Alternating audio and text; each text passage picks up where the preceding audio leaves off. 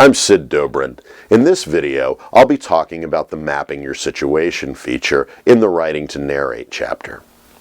When I teach the Mapping Your Situation feature for this chapter, I walk students through the process it illustrates. I ask students to begin mapping their situation by asking a series of questions about their purposes in writing a narrative.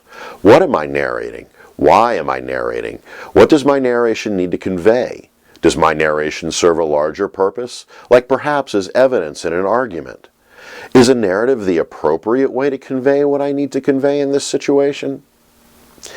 Once they have a sense of their purposes in narrating, students should then begin asking about who will be reading their narrations, asking questions to determine what they know about their audience.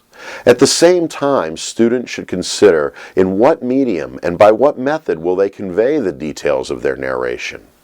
The questions they ask about medium and method should be asked in conjunction with their questions about audience, since the response to each will inform what they know about the audience. Likewise, I always want to show students that when thinking about and asking about audience, medium, and method, they should also start to ask questions about the context of their narration, where it will occur, where will it appear, what limits their narration. Each of these kinds of questions should be asked in conjunction with one another, as the answers to these questions might change how the questions get asked. Likewise, when talking with students about narration, I tend to be particularly attentive to the section of the Mapping Your Situation feature that focuses on method, since students seem to more quickly grasp things like the tone in which they write. This allows me then to talk about how method affects the fulfillment of the purpose, how the method affects the success of other rhetorical purposes the narrative may serve, and how an audience might respond to those choices of method.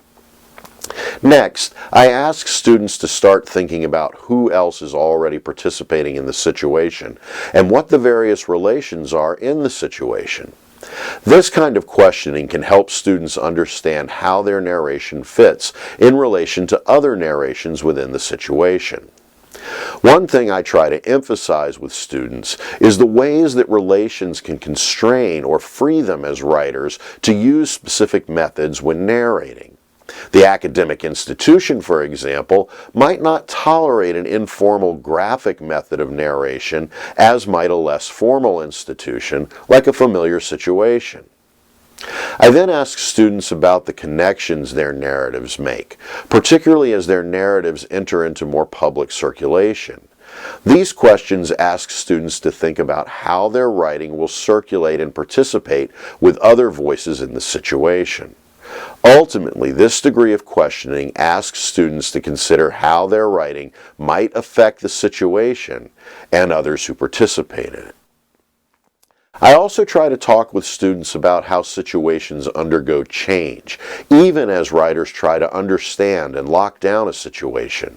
I encourage students to analyze and map their situations multiple times as they write. So those are a few thoughts about walking students through the Mapping Your Situation feature with an eye toward teaching students how situational awareness is integral to the activity of writing to narrate. Thanks for watching, and thanks for using writing situations.